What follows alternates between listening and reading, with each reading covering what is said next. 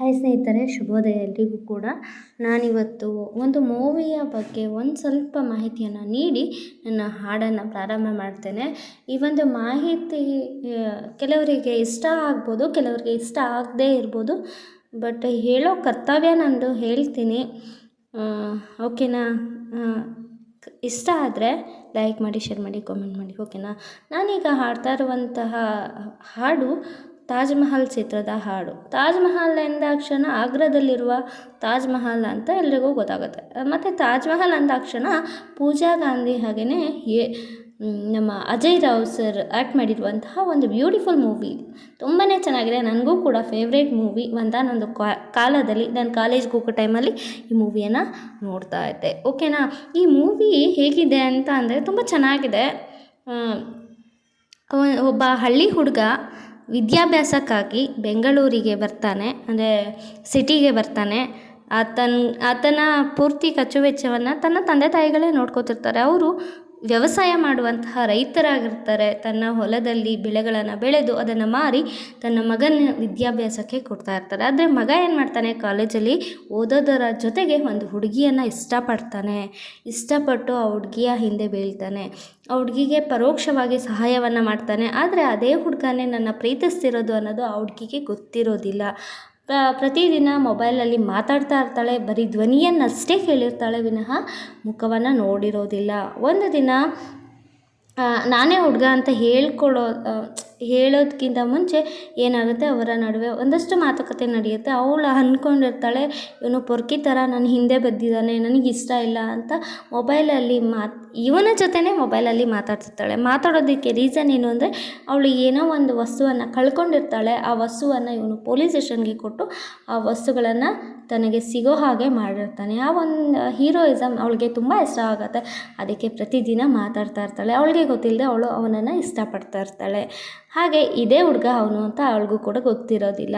ಒಂದಿನ ಏನಾಗುತ್ತೆ ಅಂದರೆ, ಅಜಯ್ ರಾವ್ ಪಾತ್ರದಲ್ಲಿ ಅವರು ತನ್ನ ಪ್ರೀತಿಯನ್ನು ನಿವೇದನೆ ಮಾಡ್ಕೊಳ್ಬೇಕು ಅಂತ ಹೋಗ್ತಾರೆ. ಒಂದು ಸಂದರ್ಭದಲ್ಲಿ ಆಕೆ ಅದನ್ನು ರಿಜೆಕ್ಟ್ ಮಾಡ್ತಾಳೆ. ರಿಜೆಕ್ಟ್ ಮಾಡಿದಾಗ ತನ್ನ ತಂದೆ ತಾಯಿ ನನಗೆ ಬೈಕ್ ಬೇಕು, ನನಗೆ ಬೈಕ್ ಕೊಡಿಸು ಅಂತ ಕೇಳಿದಾಗ ಅವ್ರ ಹತ್ರ ಇದ್ದಿದ್ದ ಹೊಲವನ್ನು ಮಾರಿ ಒಂದು ಬೈಕನ್ನು ಕೊಡಿಸ್ತಾರೆ. ಅಜಯ್ ರಾವ್ ಅವರು ಇಷ್ಟಪಟ್ಟಂಥ ಬೈಕನ್ನು ಕೊಡಿಸ್ತಾರೆ. ಆ ಬೈಕಲ್ಲಿ ಎಲ್ಲ ಕಡೆ ಹೀರೋಯಿನ್ನ ಸುತ್ತಾಡಿಸಿ ಚೆನ್ನಾಗಿ ಓಡಾಡಿ ಚೆನ್ನಾಗಿದೆ. ಕೊನೆಗೆ ಏನಾಗುತ್ತೆ, ಆ ಹುಡುಗಿ ಅವನನ್ನು ದೂರ ಮಾಡಿಬಿಡ್ತಾಳೆ.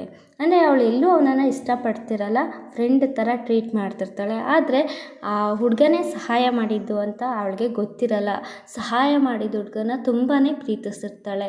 ಈ ಒಂದು ರಿಜೆಕ್ಟ್ ನನ್ನ ಬೇಡ ಅಂತ ಅಂದ್ಲು ಅಂಥೇಳಿ ಅವನೇನು ಮಾಡ್ತಾನೆ, ಫೀಲಿಂಗಲ್ಲಿ ಒಂದು ಸಾಂಗನ್ನು ಹಾಡ್ತಾನೆ. ನಾನು ಸ್ವಲ್ಪನೇ ಮಾಹಿತಿ ಹೇಳಿದ್ದೀನಿ. ನಿಮಗೆ ಈ ಮೂವಿ ನೋಡಬೇಕು ಅನ್ಸಿದ್ರೆ ತಾಜ್ ಮಹಲ್ ಅಂತ ಮೂವಿ ಟೈಟಲ್ ಹಾಕಿದರೆ ಕನ್ನಡ ಮೂವಿ ಅಂತ ಹಾಕಿದರೆ ಅಜಯ್ ರಾವ್ ಪೂಜಾ ಗಾಂಧಿ ನಿಮಗೆಲ್ಲರಿಗೂ ಗೊತ್ತಿದೆ, ಅದೇ ಫೋಟೋ ಕಾಣಿಸುತ್ತೆ. ಮೂವಿನ ವಾಚ್ ಮಾಡಿ, ತುಂಬ ಚೆನ್ನಾಗಿದೆ. ಓಕೆ, ನಾನು ಆ ಒಂದು ಪ್ಯಾಥೋ ಸಾಂಗನ್ನು ಹಾಡ್ತಾ ಇದ್ದೇನೆ, ಕೇಳಿ. ನಿಮ್ಗೆ ಇಷ್ಟ ಆದರೆ ಲೈಕ್ ಮಾಡಿ. ಓಕೆನಾ? ಕೊಲ್ಲುವುದಾದರೆ ಕೊಂದು ಬಿಡು, ನೀ ಹೀಗೆ ಕಾಡಬೇಡ. ನೊಂದು ಬೆಂದಿರುವ ಹೃದಯವಿದು, ನೀ ಸುಟ್ಟು ಹಾಕಬೇಡ. ಕೊಲ್ಲುವುದಾದರೆ ಕೊಂದು ಬಿಡು, ನೀ ಹೀಗೆ ಕಾಡಬೇಡ. ನೊಂದು ಬೆಂದಿರುವ ಹೃದಯವಿದು, ನೀ ಸುಟ್ಟು ಹಾಕಬೇಡ. ಮನಸ್ಸೇ, ಓ ನನ್ನ ಮನಸ್ಸೇ, ಮನಸ್ಸೇ, ಓ ನನ್ನ ಮನಸ್ಸೇ, ಓ ನನ್ನ ಮನಸ್ಸೇ, ನೀ ತಪ್ಪು ಮಾಡಿಬಿಟ್ಟೆ.